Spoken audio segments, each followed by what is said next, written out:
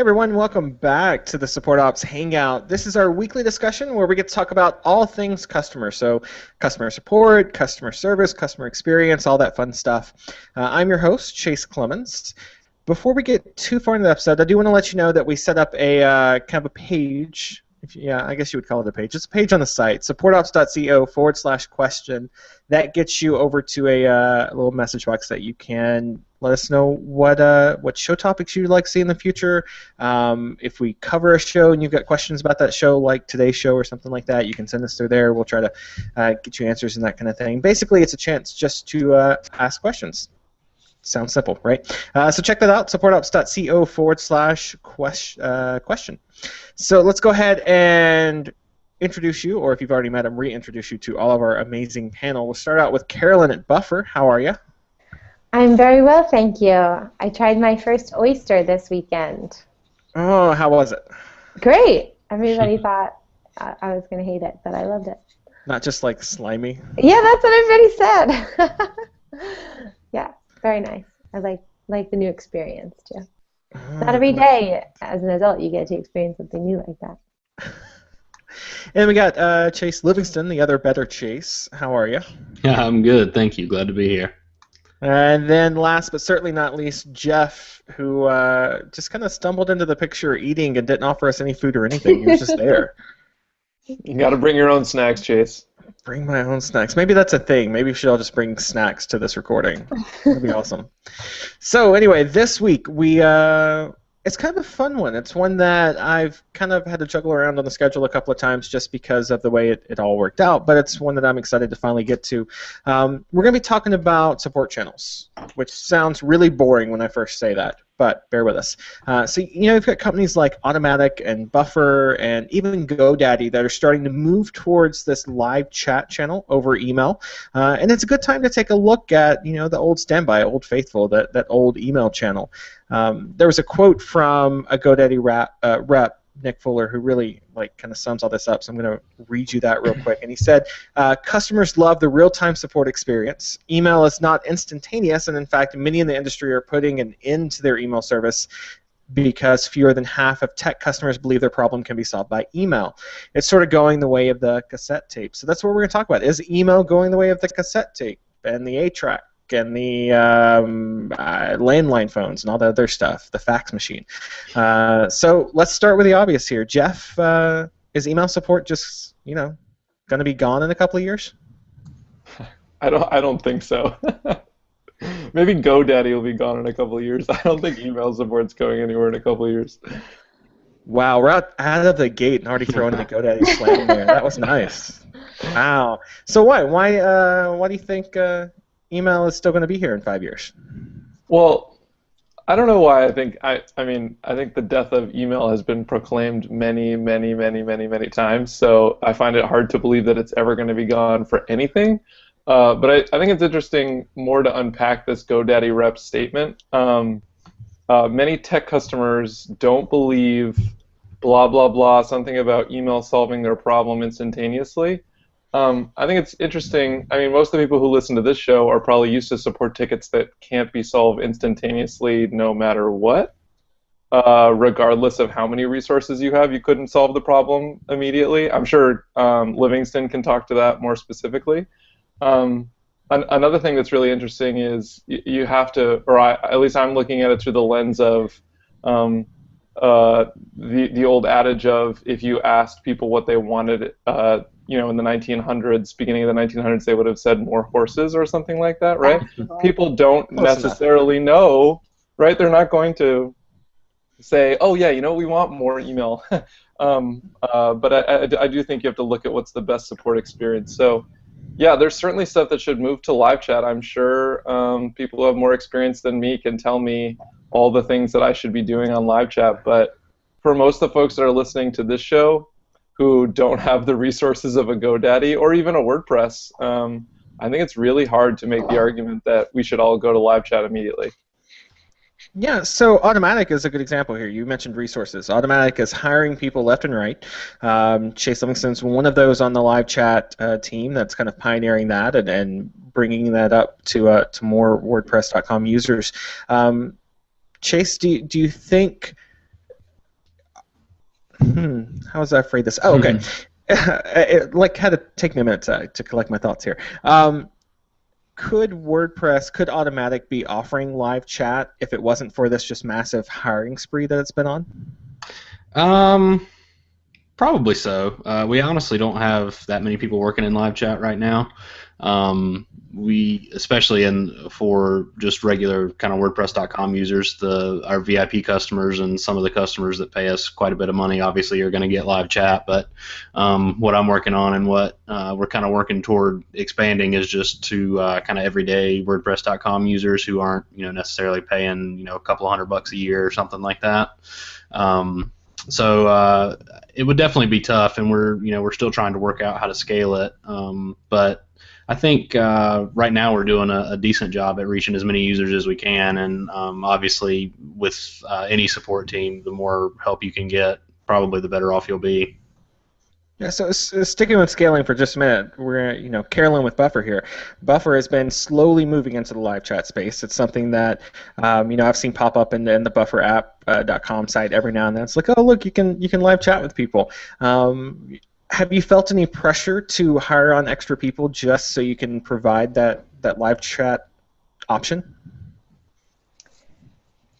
Yeah. So right now we've tried to get live chat off the ground pretty consistently for the past few months, and what we found is that my team feels really hesitant to leave this pile of people who've already asked a question and go be available for other people who might have a question. So yeah, short of splitting up the team and saying, okay, your priority is live chat. Don't even think about email anymore. Don't look at the inbox, don't log in, just be available in live chat, and thus being okay with our email numbers getting worse. Short of that, which we've done every now and then, but short of that, yeah, I think the only real way to do it at this time would be to hire more. Yeah, we haven't done that yet, but eventually I think it would be really cool to have people devoted specifically to live chat who don't think about anything else. I think there's a really interesting example, which is MailChimp. If you go onto MailChimp's knowledge base right now, there is a sidebar on, I believe, every single page that says, like a note to our beloved customers, live chat is only available for paying customers or some level of customer right now because of volume. And it's MailChimp they're a very large team, right? They're on the same size-wise as WordPress. And they're very thoughtful about the way that they grow and that they do support. And if they're running into these kinds of problems, like someone with a 5-person team like myself or a 10-person team like Carolyn, or even a 30-person team like Clemens, you're going to have a lot of problems keeping up with the way that you want to grow. Right? It's not always a challenge about, oh, let's do it tomorrow, and oh, it works, tomorrow. But what about when your latest marketing efforts really take off, or you want to switch to offering a free plan, or a free plan that's even more attractive, or the people on your team want to take a weekend off. How do you message that stuff? How do you continue to set good expectations that you can perform against? I think it's really, really tough. You've got a good point there. So with live chat, there seems to be, you can't. I mean, I guess you can just turn it off. Whereas email support, you couldn't just turn it off and be like, we're not doing the email channel for an hour or two. Like live chat, you can turn off. Livingston will say, yeah, you can turn off email. Livingston, that was going to be my question. So. Are there moments where live chat is too much and you just have to turn it off because people are gone for the week or vacation or whatnot? So sort of. So the way we have our live chat set up is right now we're offering live chat to basically all paid customers of WordPress.com. So anybody that's purchased any upgrade, no matter the price. And so they can get live chat as an option on either the contact form, or we also have a percentage toggle basically where we can toggle how many of those paid users will also see the live chat pop up in their WordPress dashboard. And so right now the way we have it set up is that if any operator is available, then that chat box will be available for users. But as soon as all operators are unavailable, whether that be they're logged out or we're just busy handling chats and we set ourselves away, then that chat box disappears as well. And so we don't have like a waiting queue for live chat. We just don't show the box if we're not available, and then if the user refreshes the page and it just so happens that an operator has come available in that time, then they'll see the box and can initiate a chat with us. We do something similar for our phone support with Basecamp. So paying customers are the only ones that actually see that, and we have an option to turn it off at any time. So if like I was on vacation last week, so when we get around lunches, we might be a little bit tight in the central time zone, so we just turn it off for an hour, and that's pretty easy.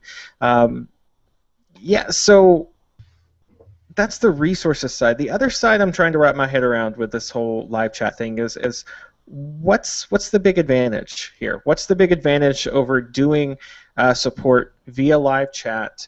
I get the easy questions, like how do I reset my password, or how do I update my billing, that kind of thing. But for more complicated questions, it still seems like email's the kind of better option. So Carolyn, Buffer's making this transition toward offering more live chat. What's your thinking behind that? Why start offering that to the Buffer customers? Yeah, so this is an interesting one because we have trouble sort of putting real numbers around it.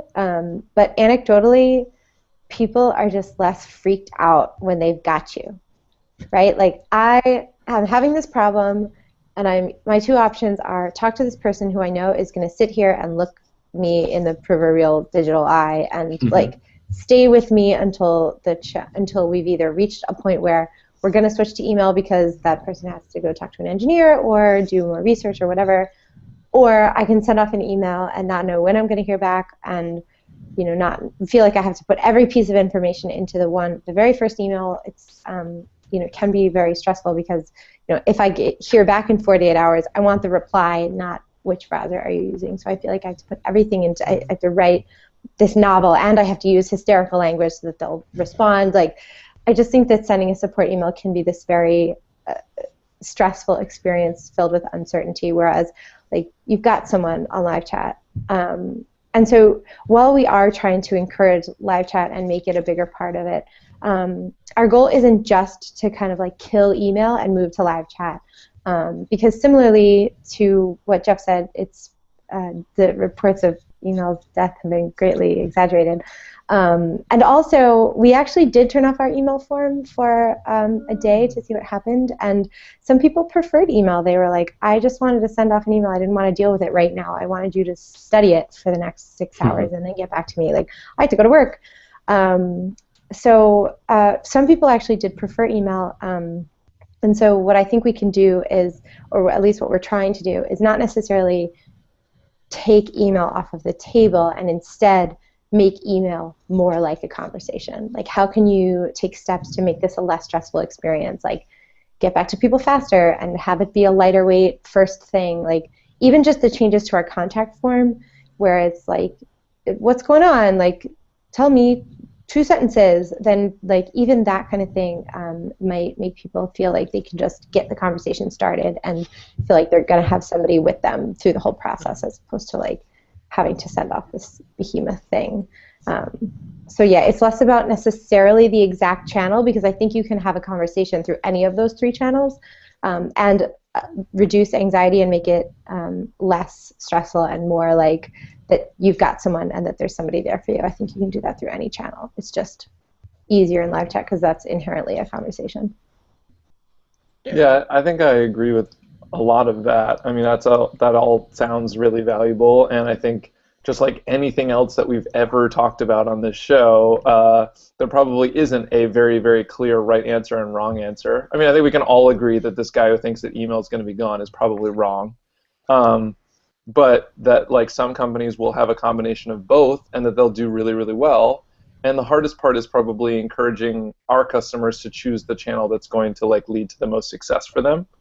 right? And the least frustrating experience for them, and sometimes it can be both. I know I'm thinking more and more about using contact forms to gather support requests, because not only is there a lot more data that I can pull, right, that someone doesn't have to provide me when they submit a contact form, like what browser they're using, the version, do they have Flash installed, all these things. But also I might be able to send them some information that doesn't clog their inbox. So when they click submit, if I say thank you, like we did successfully receive your message, by the way, there are 105 other emails in the queue, which normally takes us about 2 hours, people now have a pretty solid expectation of when we'll get back to them.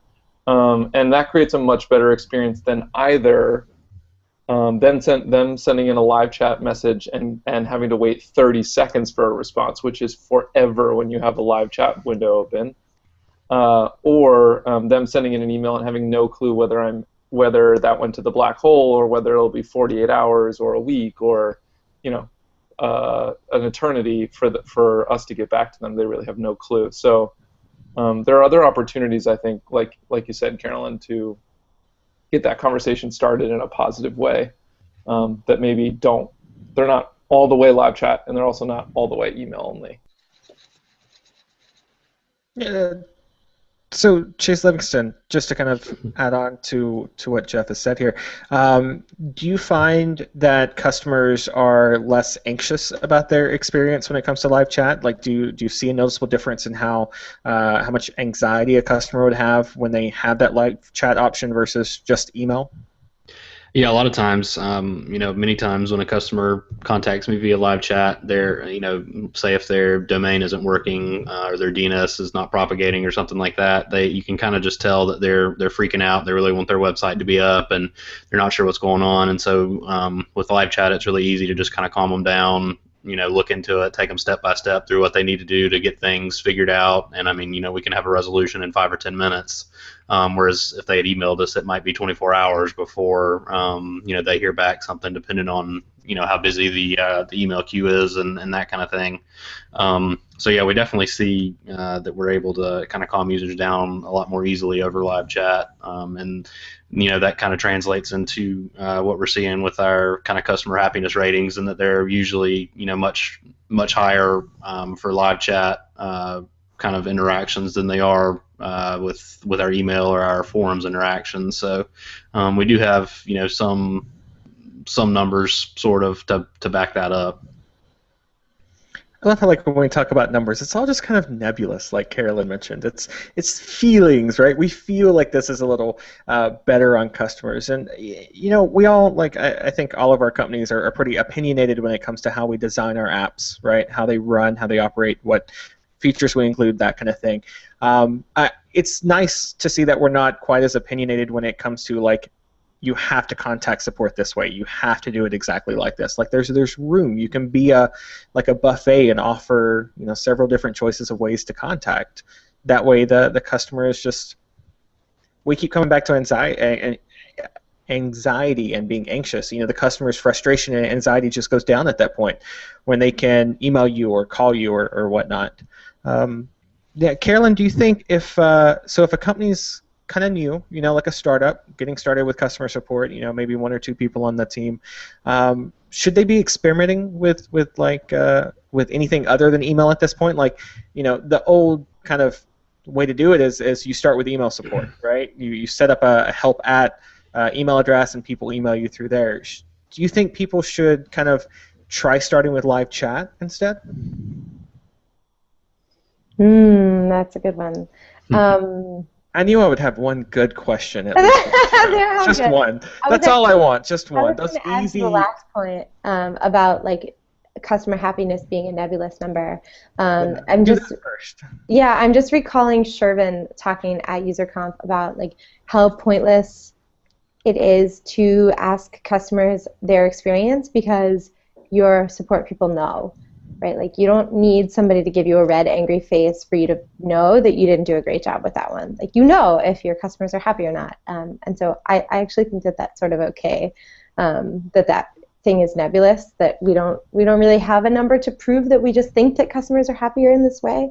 I haven't seen a direct correlation between happier Hivelies and us responding faster, but people write the word wow and they write smiley faces, and that usually implies that they're happier. So I'm really totally fine with that being a nebulous number. If my people say their customers are happy, that seems legitimate to me. I wholeheartedly agree, 100% on that. That's one of those where I don't need a happiness score to tell me what customers are thinking for the day. You just know. You know from looking at the emails. Yeah, you know if you've done a good job or not. I'm thinking of an article that to answer your question about should new companies start with live chat instead of email. I'm thinking of an article I just recently read, and I can't remember by whom. I'll have to send it to you for the show notes. That in the very beginning, it's super useful to not use a tool like Help Scout and instead have support emails get forwarded to everybody.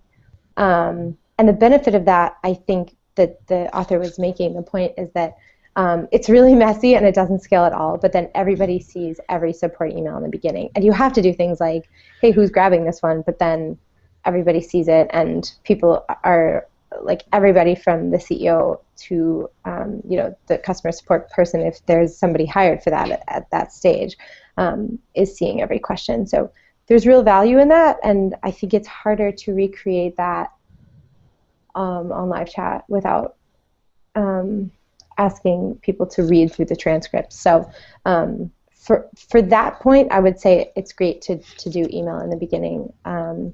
I also think that Twitter is really great because it's so much less bloated. Like in the very beginning, you can do that from your phone if you're a CEO or you're a startup founder and you're standing in line at the post office, you can be answering tweets. So I think that's a really great thing to do in the beginning.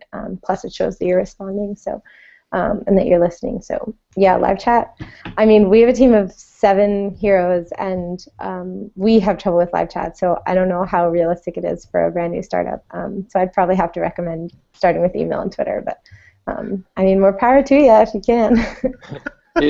It seems like when you're small, you should do email that then you can dive in on a chat, right? Like when you're super small, the best thing you can do is get to know your customer a little bit, like get to know more about them and like what they're interested in.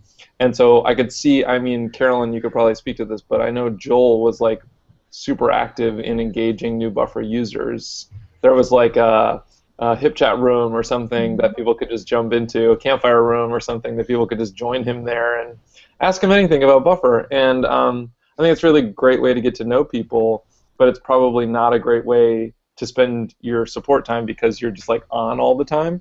So maybe when you're small, you'd start in an email and then say, hey, this is a really interesting conversation. Like, can we Skype it up or like set up some time to chat that's like a little bit more live? Whereas it feels like as you get larger, maybe you go the opposite way because I don't know if it's something about the product or whatever, but maybe more of your support moves to that transactional stuff. I would assume that so much of GoDaddy's support is like, oh, help, I have logged out and I can't figure out how to use this G-fangled button here. Where are the girls in bikinis? Yeah, exactly. I signed up because I heard that your CEO's a jerk. How do I get a hold of him?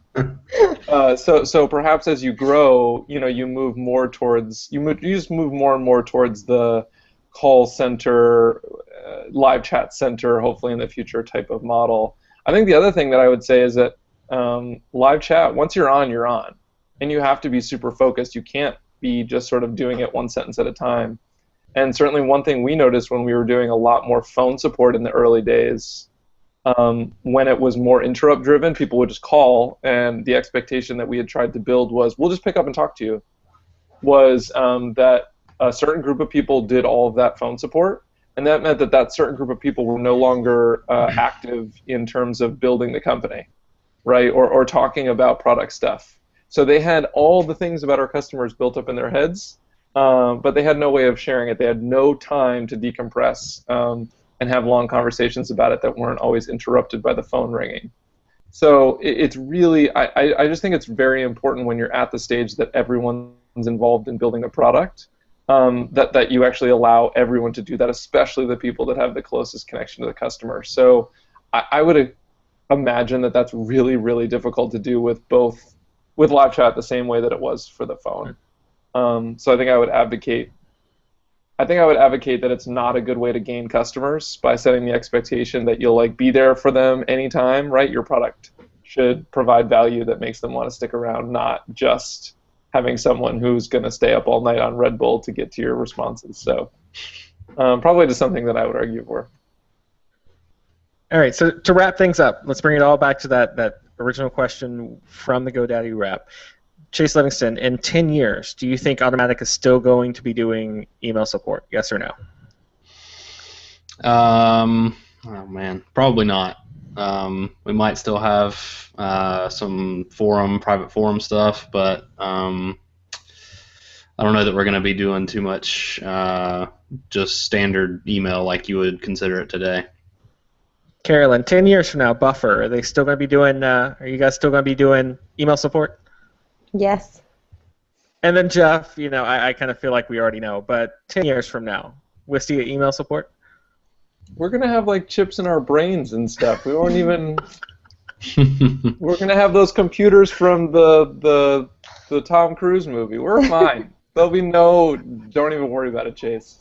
It'll be precog support, right? Yeah, so we'll have precog support. You'll have a body over there that's like, oh, Jane is just about to have this error. Go talk to her first. It's going to be amazing when that happens.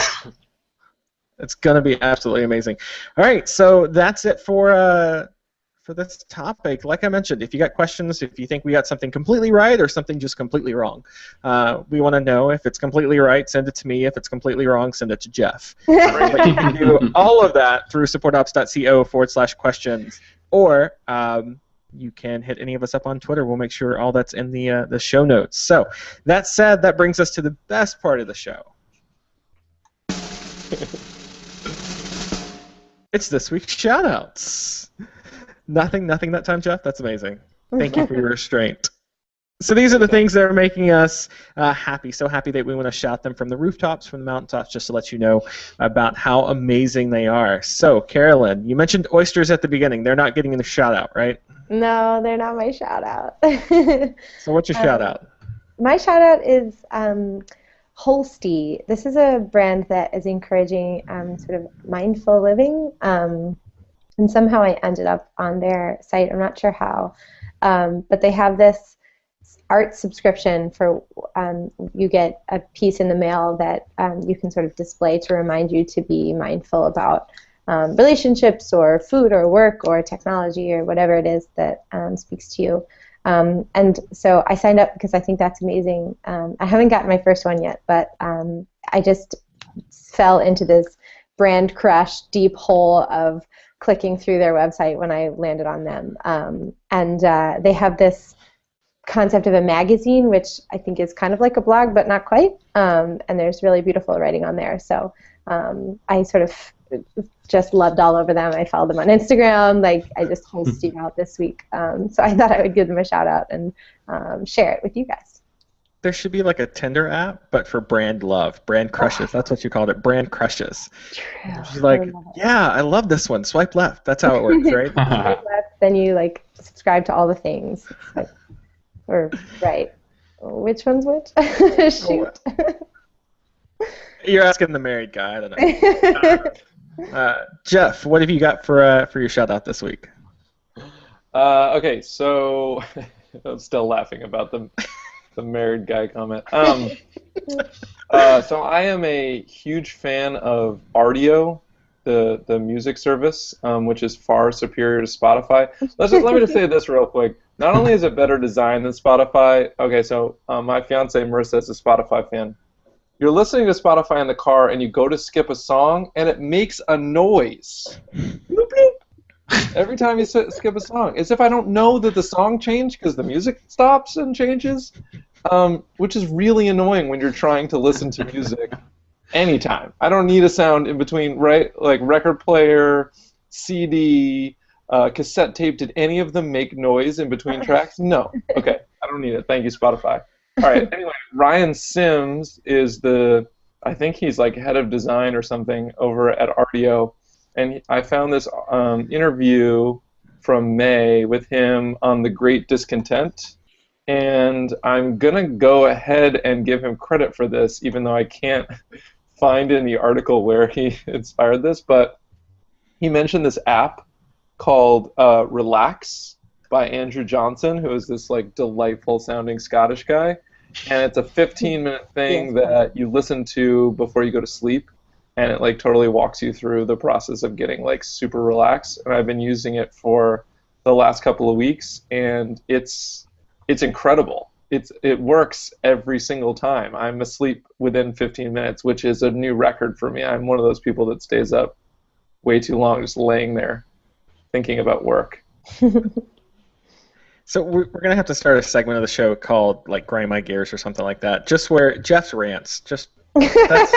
That'll be it. We'll be like MailChimp, go, and he'll just rant. People are always saying, "Oh, Spotify, it's so great," and I'm like, "Okay, just tell me one thing," and they're like, "Well, it's like, just get off my back. I can't even think about it right now. It's just so awesome." And I'm like, "Oh my God, you're so wrong." I use Spotify, but I don't think I'm as hardcore of a user as you are. Fair enough. I think that's it. Yeah. So Chase Livingston, what's your shout out for this week? So there's a new site that I've been kind of checking out called Assembly. It's assembly.com, and it's basically a way for people to kind of put their product ideas up or products that they've already created and have other people contribute and then earn kind of ownership in that product. So depending on the type of contribution you make and that kind of thing, you can earn coins, which basically amounts whatever percentage of the total number of coins that the product has, that is kind of the percentage of ownership you have in that product, and thus how much potential money you could make if the product is successful. So there's one particular one that is a kind of a help app that's being built, or a customer support app called Helpful. That's being built by a few guys, and so I've been kind of making a few contributions there, not a ton of code or anything, but just some suggestions and that kind of thing. And so I think they're maybe in beta or alpha or whatever one of those is right now, and hoping to launch soon. So if you're interested, check it out and maybe get involved if you want, because you can kind of earn a piece of the pie, if you will. Nice. That's the one that you showed me like a couple of months ago. So it's good to see that they're still around and making it better. Yeah. So my shout out this week is a place, just because I was on vacation last week in Sunset Beach, North Carolina, and if you've never been to a beach on the East Coast, then Sunset Beach is a good place to go. Just because it's a small little island, there's not a lot of people running around, not really touristy or anything like that. It's just a nice place where you can find some beach and sit there with your Kindle and just enjoy the day. So if you're looking for a new vacation spot or a new beach or anything like that, Sunset Beach, North Carolina, definitely recommend it. And that's it for this week's Hangout. We'll have all the show notes up at supportops.co very shortly, as soon as Caroline gets me that last link, and then we'll have that one up. Other than that, let us know about any questions you got. We mentioned that a couple of times. supportops.co/question. Bad comments to Jeff, good ones to me, and then Chocolate you can just recipes to me. Yeah, chocolate chip. There you go. But you can make all that happen at supportops.co/question. Yeah, that's it. So until we see you again, have an awesome week.